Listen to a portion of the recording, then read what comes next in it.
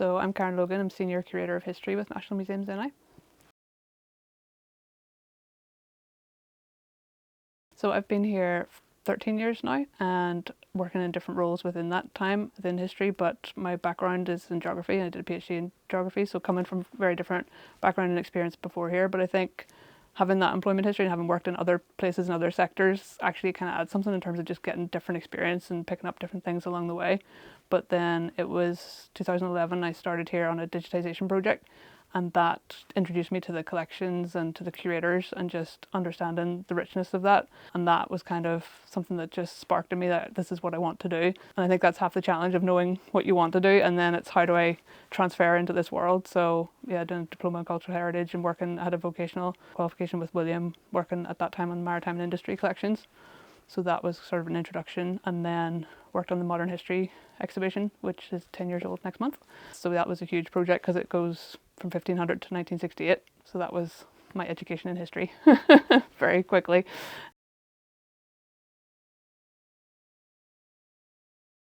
As a senior curator of history, I'm responsible for managing a team of 6 curators that work across archaeology, history and world cultures at the Ulster Museum and also the Ulster Transport Museum at Curator. So together we would lead the interpretation, development and management of those collections and research into them. So my own work would be more to do with contemporary history, in particular in relation to the Troubles and contested history, and I've sort of developed a specialism in that over the past number of years. But part of my job is as well as to manage the team and what they're doing, so there's real diversity in it, which is what I enjoy about it. That's kind of an overview of what I do, but I suppose my own work would be mostly working with communities and curating difficult history, and that's quite challenging but rewarding as well.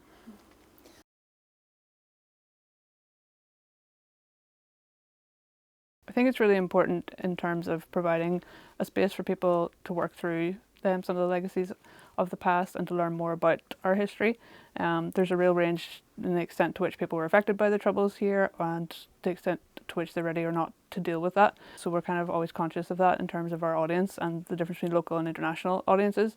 But I think it's really important to have that space where we curate multiple perspectives and that they're curated together responsibly and put in context. And I suppose that we're trying to help people to build their understanding around that and to be more open to different points of view. So I think it's a really important space, and it's important as well that we've always described that as a process and that it's open and ongoing space and it's responsive to feedback. So I kind of see it as a place that evolves in response to the public and is able to respond to feedback from them and what they need or what they're interested in. So that's really important as well, that the gallery's changed over time. It's been open 6 years now, but in that time it's kind of developed in line with people working with us.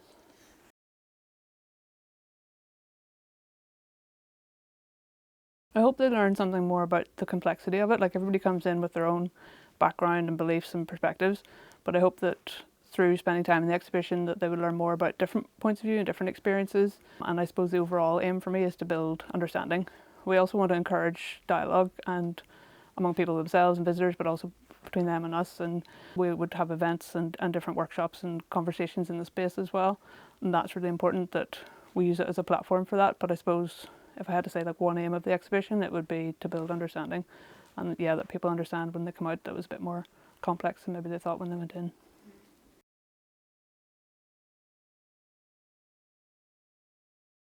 I don't think I would highlight any particular individual object, but just those personal stories, and I think that's what I want people to get from it as well, and I would encourage people to kind of reflect on that as they go around. This is people's lived experience. I have the privilege of knowing a lot of the people behind it, so I have more direct interaction with them, but I hope everybody can start to, through reading the captions and the personal testimonies and the stories in the exhibition, and now through the website as well, can kind of understand and connect with those experiences. I think that's really important, and we find when people kind of share their own experience, you find that others are more inclined to open up in return.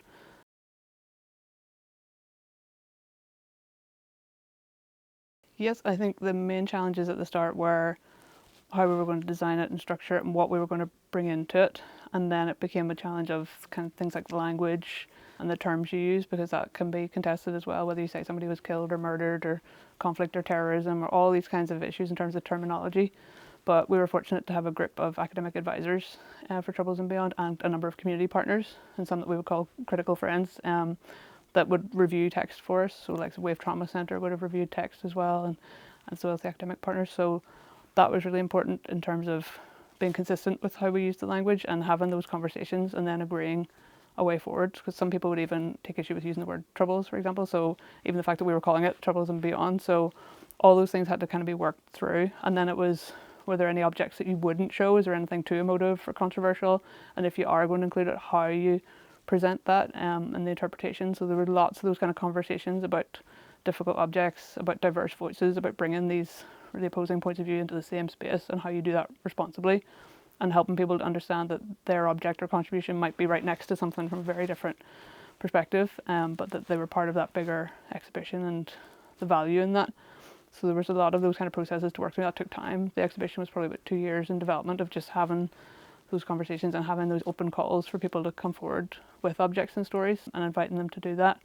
And that was a really important process. So there are a lot of challenges in bringing that together and what you include and what you don't. And we have had issues with that, understandably, with people saying, well, this particular event isn't covered when another one is.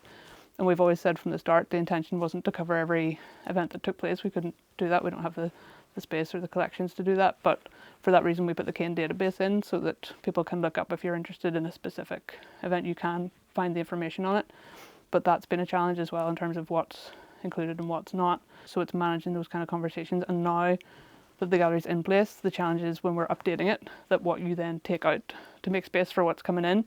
So sometimes we have new material that's come through either on loan or being contributed to the collection, and we want to be able to display that, but then we're taking something away. So you have to think of how you read the exhibition overall. Is that affecting how it's interpreted? And yeah, are you skewing something in one direction or another by changing that? So all those considerations.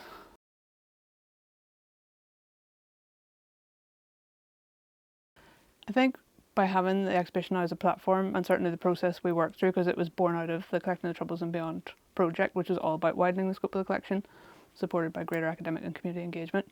There's still that open call. We've always had that open call from the time it started for people to come forward with objects and stories, and that's still in the gallery text. There's still a line about, you know, if you feel something's missing or if you have something you'd like to contribute, and that's been really important. And at no stage, we have never been kind of inundated with people coming forward with things, but it's been slow and steady, and from across Northern Ireland, across all different backgrounds and experiences.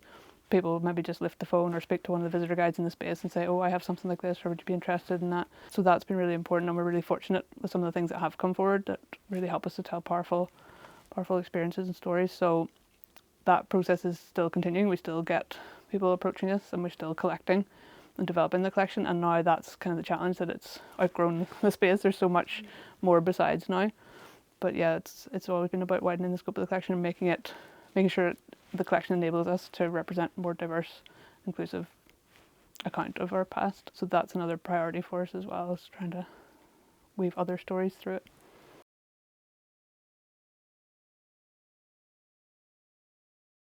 I think that comes back to helping people to understand better where others are coming from, and we kind of talk about narrative hospitality and that idea of being open to different points of view. So it's really important that we have diverse perspectives and that we curate them together, and quite often we'll display things that show different points of view together so that you can see, as you read the case, you're saying, look, there are different points of view at play here, or different interpretations at play. So we'll do that quite often in terms of how the objects are positioned and what is created within the case.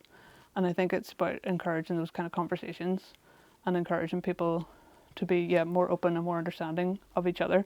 And it comes back to that idea of you share your lived experience and then somebody else is more open to share theirs, and it kind of builds understanding around that. It's not very often that you'll see all the different points of view together in the one space quite centrally like that. And as well, because we have the advantage of having the longer history, so you can go back through the modern history galleries and get an understanding of the longer history as well. So I think it's all about facilitating those conversations and just encouraging dialogue, and we want people to be quite critical as well. So we've taken that approach with the things like the stop and think device and so on. So there's different things in the exhibition that encourage and challenge our audience, encourage people to maybe think again about something or look at it a different way. So all those things are just helping those conversations.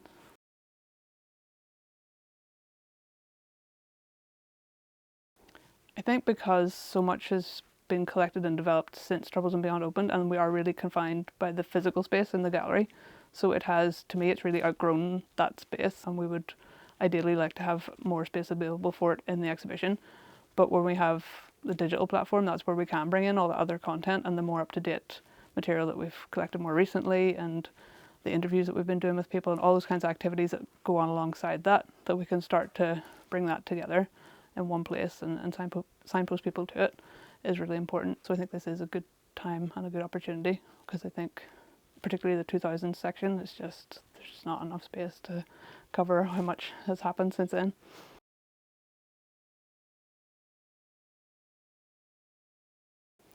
I think it depends on the circumstance. There's different kind of things that drive the curatorial process. So there'll be certain things, particularly with exhibitions, that are drivers, like key anniversaries or dates, or maybe a partnership or an opportunity that comes up. But I suppose with myself, I'd start to have like the gem of an idea or something that I want to develop. And sometimes it can be serendipity as well, of just having the right conversation with the right people or things aligning at the right time to make something possible. And that's really exciting when that happens and those things come together. And then it's how you develop that in terms of the structure you want to put around it to develop the narrative, to kind of bring the different objects that you know will have more impact and how you're going to position them and interpret them. It's a developmental process for me, and it's something I really enjoy. That's more in terms of exhibitions, but I suppose it's having that broader view of curatorship of the collection and how you want to develop it as well, and where you want to do research or develop your interpretation and understanding of a particular area of the collection, how you manage it. It's kind of a responsibility as well. But I suppose for me, that's kind of how I approach it of, what are the drivers, what are the priorities, and then within that, what's that little kind of gem that I think this could really grow into something, and then how you shape that.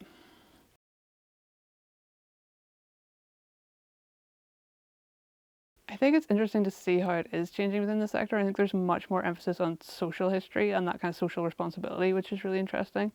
And I'm kind of following the developments around kind of well-being in museums, and I think that's really interesting because of the work that I do is a lot related to difficult history, and my team as well, in different contexts, like myself with troubles and conflict, but the likes of archaeology in terms of human remains, or inclusive global histories and decolonisation. There's lots of areas that are challenging there. So I think that's an interesting development to watch within the sector, and I'm really keen to support that in terms of well-being for participants and the people we engage with, but also our own staff.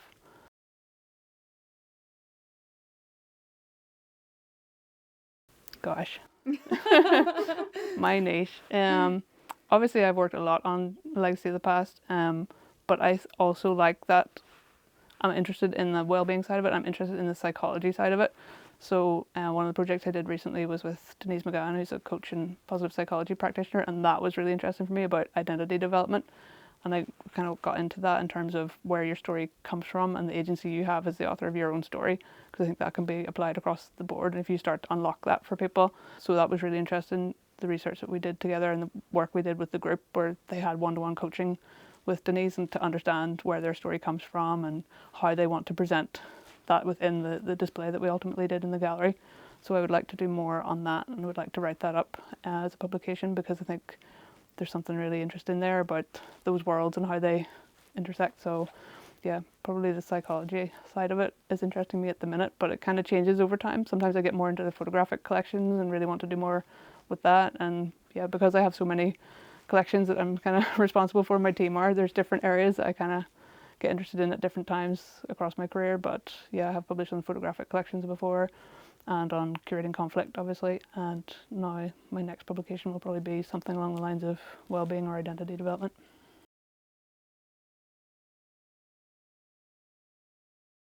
I suppose for me it's kind of impact, so I look for things that have real impact on me, and those kind of epic moments we talk about here. You always hear Pamela talking about epic moments, that kind of thing, of just something that has that wow factor for me. And then I'm kind of looking as well in more detail at, like, how's that mounted, how have they done that, or getting ideas. So quite often I'd be taking photographs. So I did that in, where was I, Norwich, and I took a photograph of how some coins were really nicely displayed. I was like, Neve, this is how we need to do coins.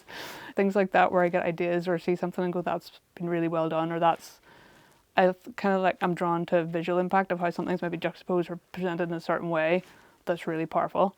I think that's also partly why I'm drawn to photographic collections, because a really powerful image can say so much. So things like that I'll be looking out for. And then just other exhibitions that are on a topic that I'm really interested in, or an artist I like, or that kind of thing I will target. But generally, if I'm just walking around a museum, I'll be looking for impact and different ways of doing things.